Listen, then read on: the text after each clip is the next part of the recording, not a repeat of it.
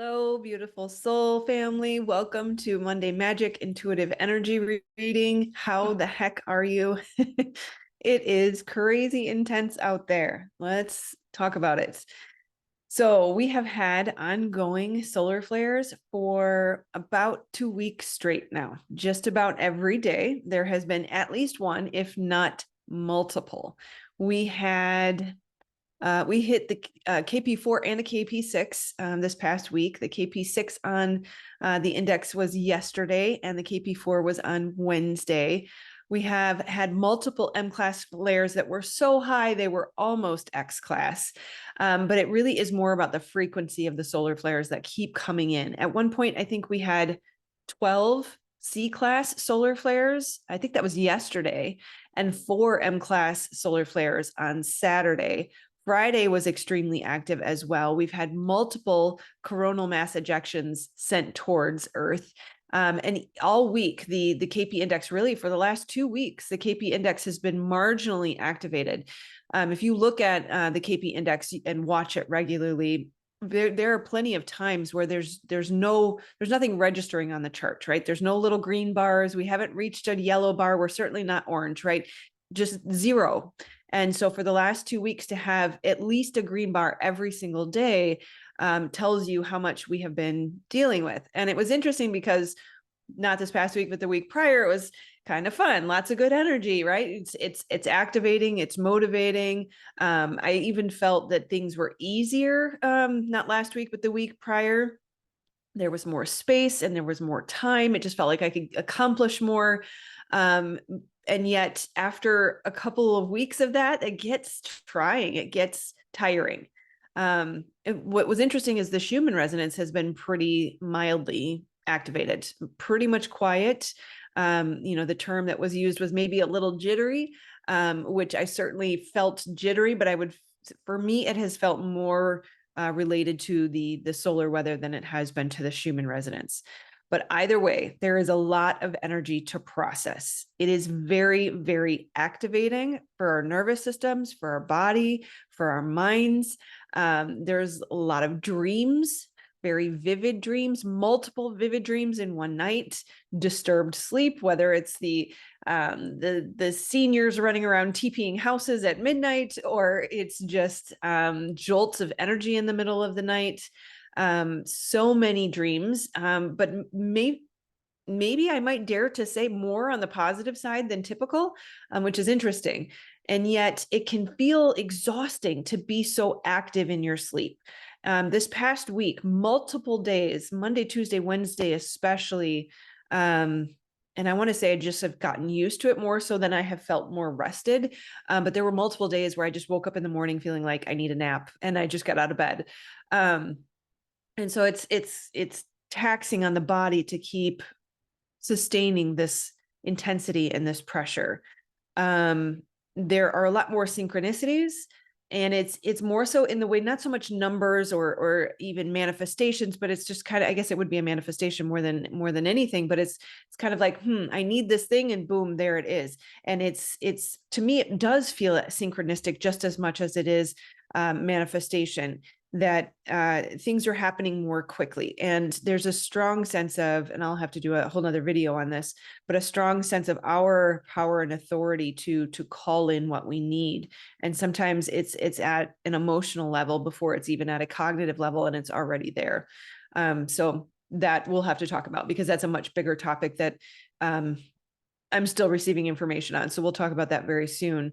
But this intensity really does remind me of eclipse season. And so since we have the full moon coming up on the 29th, it would make sense that we're starting to feel this activation. We're very much in that 6-week window. You have a 6-week window, they say, prior to eclipse season starting, that you can start to feel or see the changes that are relevant to your chart and things of that nature. But for me, I have noticed there is a 6-week window that encapsulates. So there's, let's say, a week or two on either side, maybe even 2 weeks on either side, where I really feel the strong intensity. And I always use the analogy of having my finger in a light socket. It just feels like the energy is very difficult for the body to hold. a lot of pressure, just a lot of pressure in general. I feel it, very much in wherever you might carry your stress. Some people carry it in their shoulders. I can tend to feel pressure and tension in my neck and jaw area. I guess that would be lymph nodes.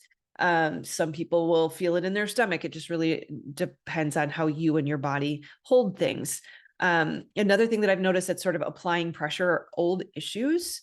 And so I really want to offer you the recommendation to be kind and gentle with yourself. If something comes up, we have Venus turning direct. And so we've gone through that retrograde period. Mercury is recently I'm sorry, I don't know exactly when that's happening, but Mercury is about to finish its retrograde. If it has not already, we're probably still in the shadow. But what that means is as we're on the other sides of retrogrades, you can kind of feel like, oh, I've dealt with this before. Now I know what I'm supposed to do or what I should have done the first time around. And so I really want to caution you to watch out for that. The should have, don't should all over yourself. You did exactly what you were supposed to do. You're right where, the source needs you to be. You learned, and that's really all that matters, even if it's a little too late. And even if there's a little bit of a repercussion, maybe we have a little bit of a late fee or something, that could be used in multiple ways. It's okay. It's okay. It's not the end of the world. Money comes and goes. People will forget 100 years from now. Nobody will know the difference, right? So just really be careful not to scold yourself or to be unkind in any way. Keep in mind, no amount of negative self-talk is ever beneficial. We always must watch out for that voice and tamper it. And so I'll touch on that in a second. I wanted to touch into sort of the physical symptoms. Fatigue, again, was huge. More fatigue this week than I typically feel. And it's got to be just the sustained intensity of all of this solar weather. But I noticed the stomach is purging and releasing, just strange sensations, turnings over that are unusual. A lot of, I feel, solar, sacral, and root activations in general. And it's interesting how the applying of pressure touches in on especially the root chakra. And so you could call it agitations, you can call it activations, whatever you want to call it. There's activity in those areas, right? And I did mention disturbed sleep is also very, very prominent right now. Cold-like symptoms, maybe you have a sore throat for a day or you have a runny nose for a day, and then it just really doesn't turn into anything, or maybe for some people it has. But for me, it's there in maybe a day or two, and then it's no longer there. And then maybe a couple days later, there's, a hint of something again. Really does not seem like an actual cold or virus in that way. I mentioned the full moon coming. That is happening on the 29th at 5:57 a.m. Eastern time. For me, it helps to know what time of day it happens because the intensity builds. And especially for those of us who experience complex trauma, we can have the tendency to feel like this is never going to end. And I have noticed that the peak time that it is full is the culmination of the intensity. And then I almost instantly, within an hour or two, feel the dissipation of the intensity. So I think it's really helpful to just kind of pay attention on the 29th, 6 a.m. Eastern time. That's the worst of it, which is helpful because we get to sleep through the 8 or 9 hours prior to that. My phone just blinked at me. It's 11:11 a.m. Central time. So take that energy. That's for you. Watch your thoughts, right? As we know, we are manifesting all the time. So that's what 11:11 tends to represent for me. So just really be careful what you're focusing on. And then getting back to the moon. So that means that this week we are in the waxing gibbous moon. And I enjoy watching the phases of the moon and really trying to work with that energy. And so that would suggest to us that we need to sort of reflect, which is kind of what we do a little bit in these videos, is we reflect before we go forward. So really reflecting on what have we learned, how have we grown, what lessons, right? Tying into that retrograde theme, what have we accomplished, and not beating ourselves up about how we didn't do it right or we haven't done it sooner, but rather how did I grow in this way, and what positive things can I give myself credit for, and then how do I want to look at my goals and my life path and maybe make a few adjustments going forward. I'm always going to do this from now on, right? And that is helpful before sort of the purge of the full moon, as things come to light and we move into a new phase. I have the note here that in this extreme pressure, we must note what is needed and meet the need. I know what I was saying here. So there's pressure and it's pushing us. And if we allow it, it will push too much. This intensity can be very difficult for the body, difficult for the mind, difficult for our entire system. And so it's important to ask ourselves, what do you need right now? What is it that you need? Right? I'll use myself as a personal example. This is my last week in this house. Saturday is go time, doors close, locked forever. And there's a lot of emotion around all the things that are happening. There's a lot of intensity around the checklist of all the things that need to happen by a certain time. I could apply extra pressure and I could say, well, it's also fall season. I want to go up north. I want to see the leaves that are turning up north. And if we don't go this weekend, we're going to miss it. And so now instead of being done on Saturday night, I need to be done on Thursday night. Right. And so that is manufactured pressure. That if I miss the fall colors up north, or if we get there a week later, it's not the end of the world. And I could potentially hurt myself if I allowed that to creep in. That is a very old habit. That is something that I used to do very often. That activation of the nervous system causes us to go to our typical trauma response. For me was hypervigilance and perfectionism and all sorts of things. And so those things will want to creep in when we get activated. Well, solar weather alone is enough to activate us. So we really have to watch out for, what are my go-to trauma responses? And am I doing that right now? And if I am, I need to stop and notice I'm activated, notice I'm dysregulated, and ask, what do you need right now? Well, I might need an extra mover or two. I might need something more than my little mini SUV. I might need, right? And so I go out and I ask for these things. It took a couple minutes. Send a group text. Anybody got a teenager that wants to come over and help? Boom, done. Yes. Okay. U-Haul, it's got a truck. Done. I feel a million times better now than I did 2 hours ago before I asked for help. So the trick is, what do you need? Get in the habit of asking yourself, not just now, not just in eclipse season, not just in solar weather, but every day, all the time, what do you need? And I know it can be a foreign question, especially if you utilize the superpower of ignoring your needs as a trauma response, right? It's not a superpower, by the way. It very much is a trauma response, very unhealthy. Source needs you to have your needs met. In order for you to raise your vibration, to be at your highest, in your most powerful state, in order to help others, we have to rise the tide by rising our own boat, by remaining in the highest possible vibration, by having your needs met, right? So it's not selfish. It's not a superpower to ignore them.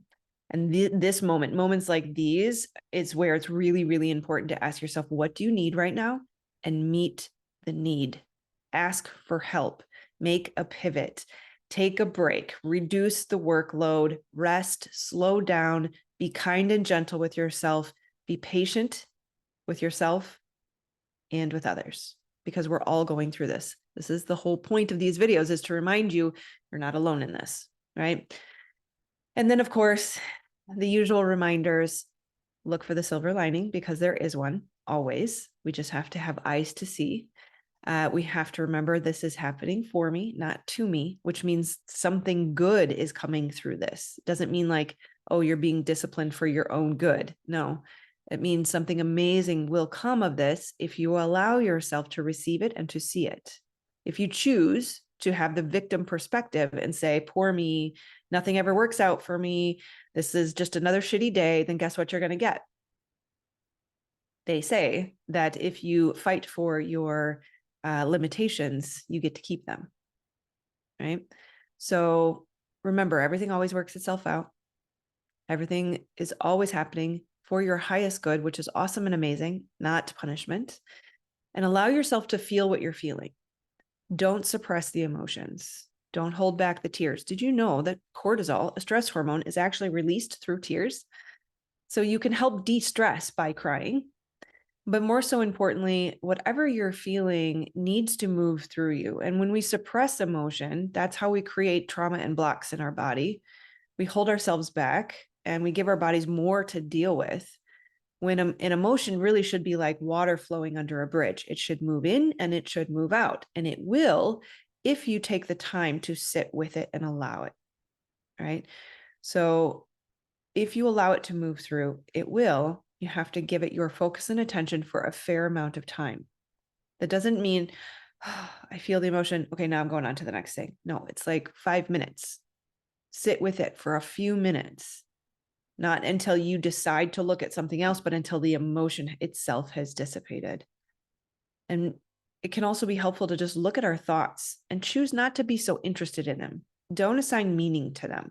This situation, this thing that happened, whatever's happening, whatever this pressure is that you're feeling, it's just is. Don't give it meaning. Don't make it bigger than it is. Don't catastrophize, right? It's not the end of the world. You're not going to die.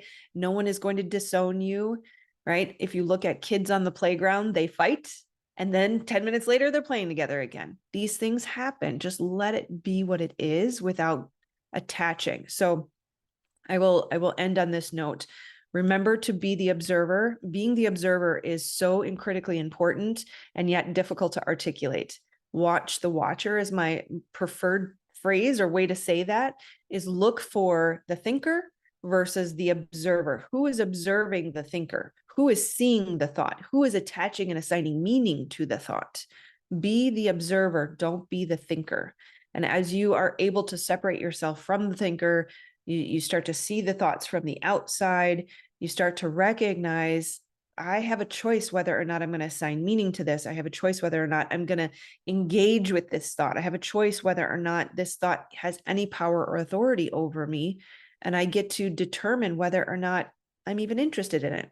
And when we're not interested in it and it doesn't mean anything, then we see it and it moves along. It doesn't have to hurt quite as much. Remembering your thoughts are the source of your suffering. The pressure that we're feeling, that could be a little bit different, right? This is external pressure pushing in on us, but it can still, our suffering can still be reduced by the amount of workload we put on ourselves, the expectations we put on ourselves, and the meaning we assign to the experiences, which again is the thought and the observer dynamic. Okay. I think that feels pretty good. I'll be honest, I did not tap into next week. I think that there's enough being processed right now. And I'm not in the right state of being to be able to do that for you. Sometimes I do. And I am making all of these changes so that I am in a less pressurized state. So this is kind of the last push. So stay tuned. Next week, we might look forward. But for now, let's just deal with where we're at and be present. All right. I love you, my friends. I don't know what my posting schedule is going to be this week. We'll see if I can push out 2 more videos. I will try, but if I have to let go of something, I might have to let go of a video. So just know that I'll be back next week if you don't see me on Wednesday or Saturday. I love you again, and I'll see you soon. Namaste.